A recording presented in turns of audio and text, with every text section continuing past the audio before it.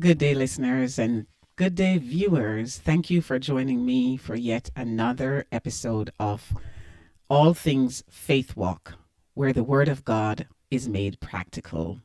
This is episode number 3. Thank you so much for joining me on this beautiful day to address All Things Faith Walk, episode number 3. I can be found at booksbyrosemary.com, Books by Rosemary at Facebook, Books by Rosemary on Instagram, Books Rosemary on Twitter. So today we're going to be looking at an interesting concept.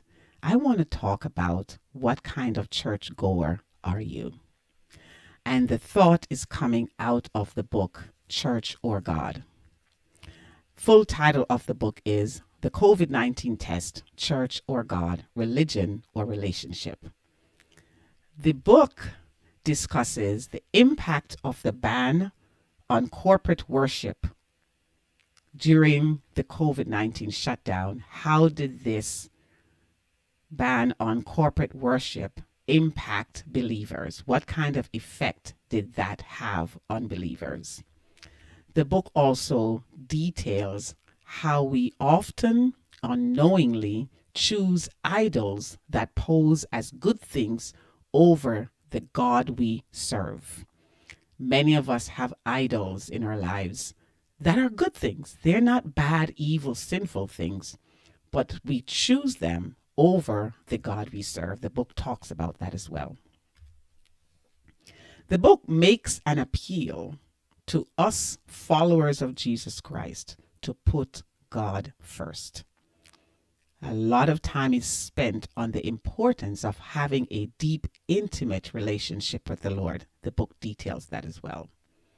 The book makes an urgent call to love God with all our heart, soul, and might. To even love Him, the person Jesus Christ, not His hand, not His gifts, but His face, to love the giver over the gifts. We must love God more than good things such as ministry. So doing church is good, doing ministry is good, but a deep, intimate relationship with Him is even more important to Him than doing ministry. The book urges us to choose God above all else. So, how did COVID-19 lockdown affect believers? What does the impact of the lockdown say about where we place church and where we place God in our lives? How did churchgoers emerge from the lockdown? Did they emerge God-deficient, or did they emerge more spiritually connected? Let me go back to the first question and the second question. How did COVID-19 lockdown affect believers? So we find and we know that there are churches that have lost members due to COVID-19. Membership has decreased in many churches, especially smaller churches, because of COVID-19. Because of the lockdown. So the question then becomes, why did these people fall off? Because they could not go in a building. What was happening in their lives before and after the shutdown? Why they fall off? I talk about four types of churchgoers, which I'm going to go to in a little bit, which will help answer that question. What does the impact of the lockdown say about where we place church and where we place God in our lives? It could be that those who declined spiritually during the lockdown might have placed church above God. The pivotal question I ask is, church or God? Who are we wedded to? Who or what are we wedded to? Is it church or is it God? So is it saying that because we couldn't be in a building with the lights and the music and the people and the sounds and the preacher and the microphones that we fall off? Is it those things and that environment that we're attached to instead of God? That's the question that we must consider. How did churchgoers emerge from the lockdown? Did they emerge, or did anyone emerge God deficient, farther from God or closer to God? And if you emerge farther from God, why? Why would the effect of the lockdown on any believer differ from another believer? It could be because we fall in any of these four different churchgoers, which I'll talk about in a little bit. So the four different churchgoers are called, and names given by me: church lifers, relationals, supplanters, and minimals. The title of this episode is, what kind of churchgoer are you? Are you a church lifer? Are you a relational? Are you a supplanter? Are you a minimal? Church lifers are deeply involved in church life or church ministries that mainly define their faith walk. Church lifers, it's all about church. It's all about church protocol. It's all about being there when the doors are open. It's all about following church protocol. That's their life. Church lifers are entrenched in church. So the church lifers are the ones who are going to feel like fish out of water when they can't go to church. They can't go in the building. They can't get that environment. They can't be in that setting. Church lifers are more spiritual and more anointed when they are in church. Take them out of church, they are powerless. They are ineffective because church is their fuel. Church gives them the spark to shine. Church is different from God. Church is different from Jesus Christ. Church is the people, is the gathering of the people. Church lifers are entrenched in church. They do ministry. They do a lot of ministry. They do a lot of work, good works. But relationship may be off kilter. There may be an imbalance between church, good works, ministry, and personal relationship with Jesus Christ. So church lifers are deeply involved in church life or church ministries that mainly define their faith walk. Relationals. That's the second group. Relationals are involved with church ministries and have a balanced life, including a dynamic and thriving personal relationship with the Lord that is marked by a disciplined and delightful prayer, word study, and worship life. So the relationals are also entrenched in church, are very involved in church, but they also are very deeply related to Christ Jesus through personal, private, spiritual disciplines such as prayer, word study, and worship. As opposed to the church lifers, relationals balance ministry, church activities, church life with their personal relationship with their Lord, with the personal spiritual disciplines that we must practice in order to stay connected to Him. So it is going to be the relationals who emerge from the shutdown due to COVID-19 that are spiritually stronger, because before the shutdown, they had the discipline to engage in personal prayer, personal word study, personal worship, personal fast, individual fasts that are not called, prayer meetings that are not called. They engage in that on a regular basis. So they have a personal relationship with the Lord and strong spiritual disciplines on their own.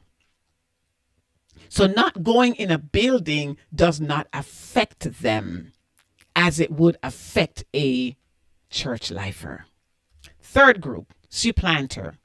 Supplanters replace personal spiritual enrichment activities such as disciplined prayer, word study, and worship life with weekly church services. So the supplanters are in a lot of trouble when they can't go in a building, because when they're in the building on a weekly basis, that is all the spiritual feeding they get. They do nothing on their own to feed themselves and build themselves up spiritually. So when they can't go in a building, they don't have the discipline to engage in personal prayer, personal word study, personal worship. They are at risk of becoming spiritually deficient.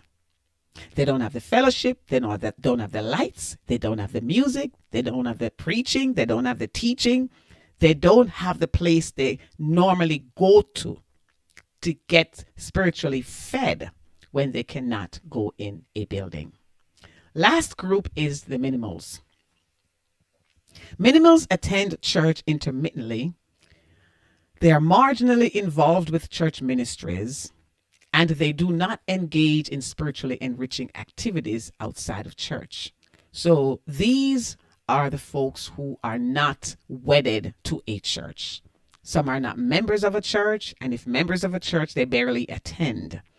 And so during the shutdown, this gives them the goal to drift even further from the church, because they weren't invested anyway. They're not involved in church ministries, and they do not engage in spiritually enriching activities in church or outside of church. So the church doors being closed is a further impetus for them to drift away from church. So after the shutdown, you're going to find that minimals have declined even further spiritually.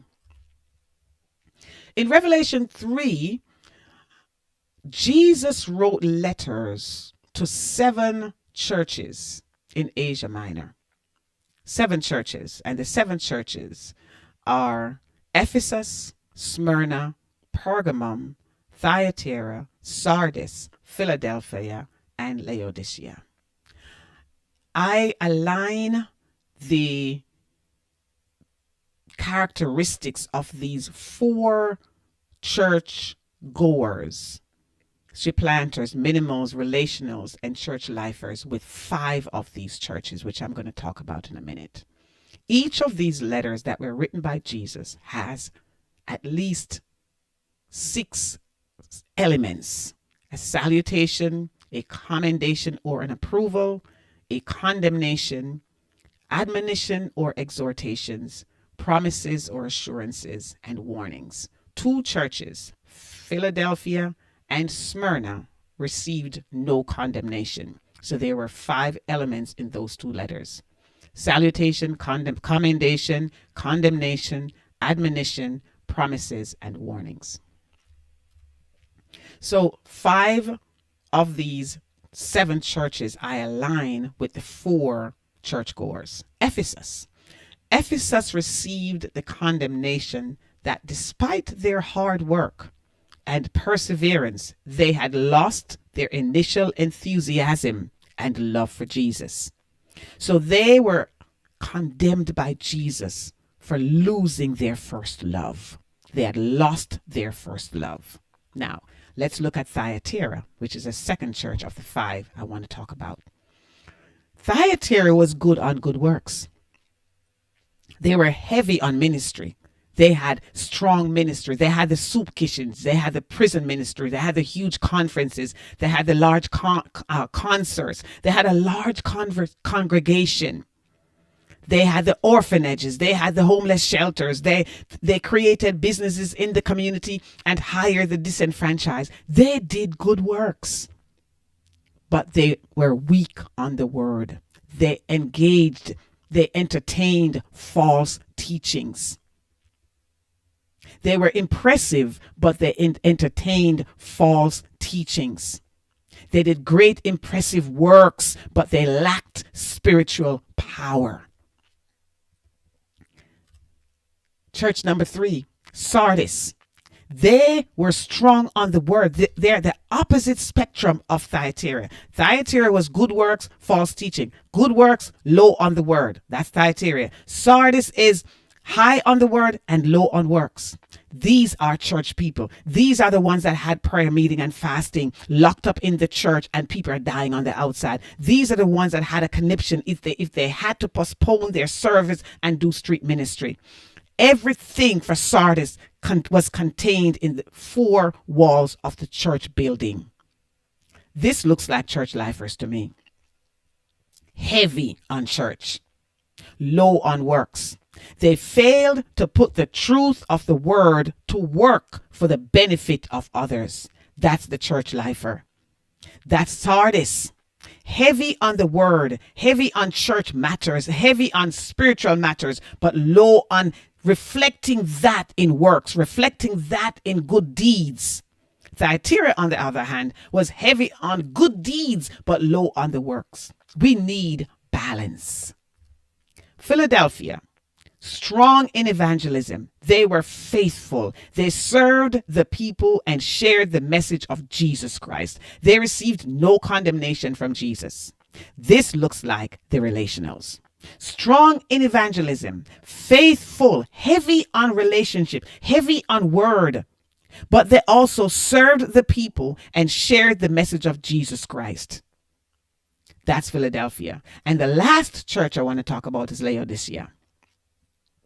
I believe Laodicea got the worst condemnation of all 5 churches from Jesus. He told them that they were lukewarm. And this is the church that thought they were rich and had plenty and was doing well and needed no one. But Jesus told them that they were lukewarm. And he goes on to say that if you are lukewarm, I will spit you out of my mouth. Another interpretation says, I will vomit you out of my mouth. I'd rather you be cold or hot. He's not asking us to be cold. But if you're going to choose one or the other, don't be lukewarm, because I'm going to totally reject you. I can work with you if you're cold. I can work with you if you're hot. But if you're lukewarm, I want nothing to do with you. Laodicea was deemed lukewarm. And again, they thought they were rich. They thought they had everything. They thought they were so fully taken care of that they needed no one.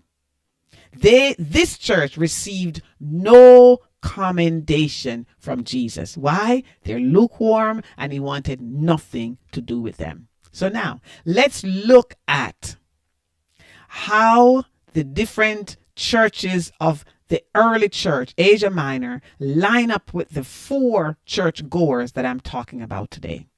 Ephesus left their first love. That looks like supplanters. Supplanters had a relationship with the Lord. That's why they gave their lives to the Lord. But they have now replaced their personal disciplines with what church offers, with what comes from the pulpit and nothing else. Thyatira, lots of works, lots of ministry activities, but lack spiritual power. Church lifers. Ministry. Church ministry. Church keep me busy. I'm always running, always going. I'm entrenched in church. I go from one church activity to the other.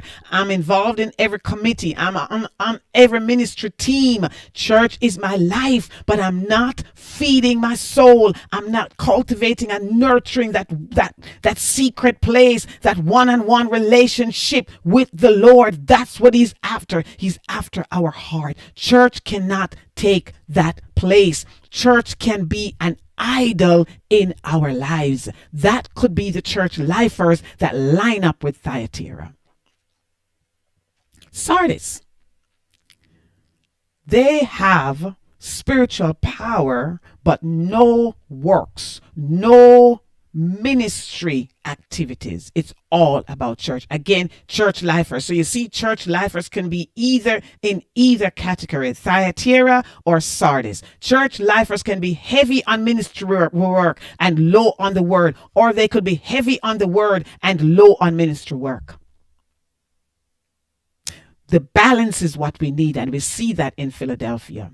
Philadelphia was strong in and have good balance between works, between ministry activities and spiritual power. They had vital faith through a relationship with God. So they did both. They were a blend between Thyatira and Sardis. Relationals is where we need to be. As a relational, when the building is closed and we can't go in there to have church and listen to songs and clap and listen to the preacher and say amen and listen to the praise and worship, or being on the praise and worship, or being the preacher or being the teacher, because we have a balance, because we have the discipline already in place, because our secret place is alive. There's no cobweb or dust in there, because there's no dust on our altar, no ashes on our altar, because the fire has not gone out on our altar. We can thrive during that season. Many declined during the shutdown because they're church lifers, because they're supplanters, or because they are minimals. Laodicea depicts the minimals. They were called lukewarm.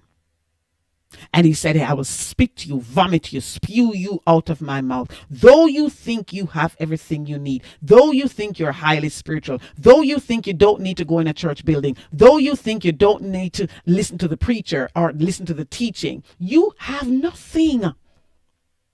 And remember, this is the one of the 7 churches that got no commendation. You do not want to be a minimal. You want to be a relational. You want to be like the Church of Philadelphia. You want balance between doing and being. You want balance between ministry works and relational activities. You want balance between what you do in the secret place and what you do in public. As a matter of fact, most of who we are in public is a function of who we are in private.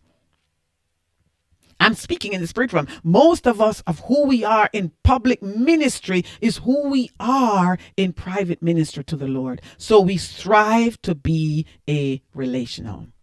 There are yet some unanswered questions. Which one are we wedded to? Church or God? Which one are we wedded to? The person or the thing? The person being Jesus Christ, the thing being church, ministry activities, or anything else. Work, relationship, spouse, children. What are we wedded to? What have we put before him? What or who are we really worshiping? The person or the thing? If it is the person, COVID-19 would not cause us to decline spiritually. If it is the person, we would be still thriving spiritually even after the shutdown. So what is that thing we are worshiping? If it's not the person, I invite you today to inspect your walk, to look closely at your relationship with the Lord. Is there anything that I'm putting before God? Is there anything that I love more than him? Is there anything that I give more attention to than him?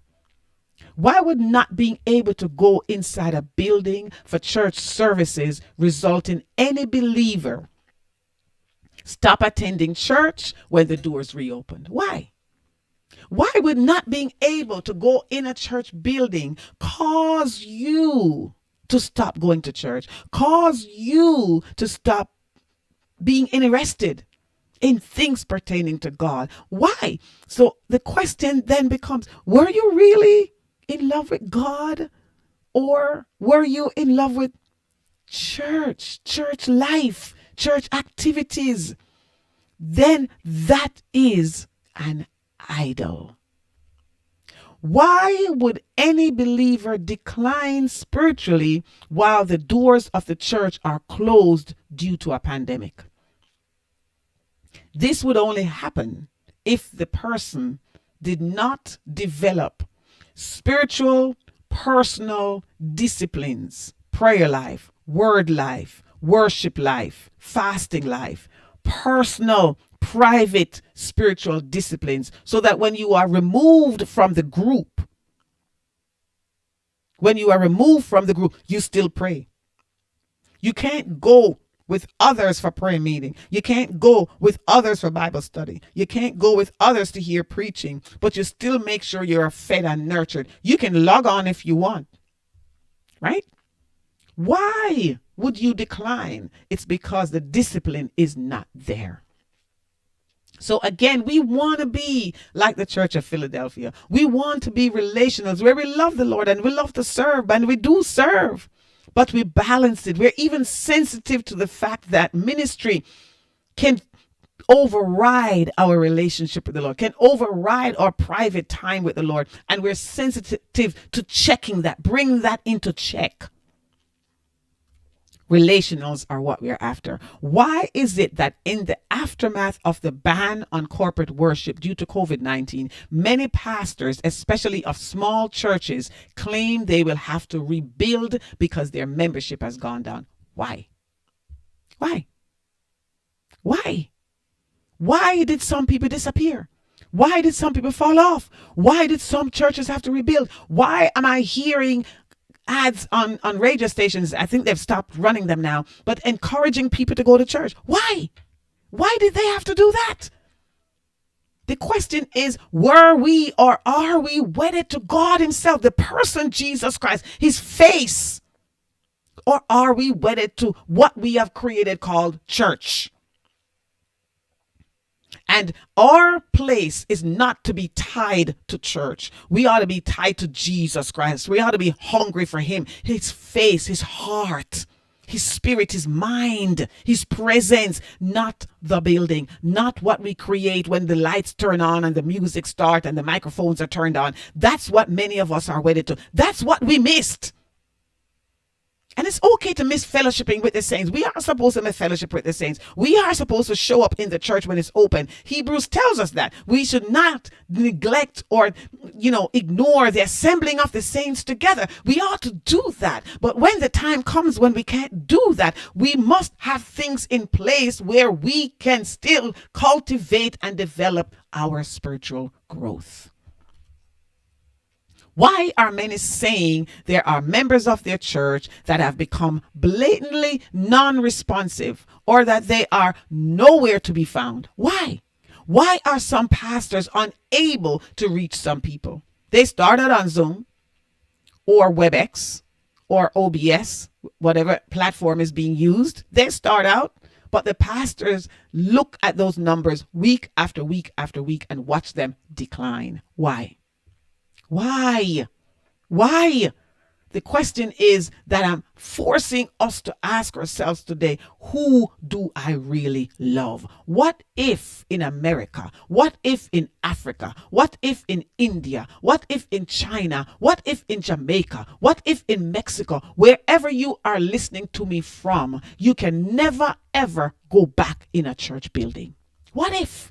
What would happen to your walk? That's what I'm coming after today. Who are you tied to? Who do you love? How do you develop that discipline to stay connected? Why has this happened? Are we wedded to church or God? Why would the effect of the lockdown on any believer differ from another believer? Because one may have personal, private, spiritual disciplines, and one may not.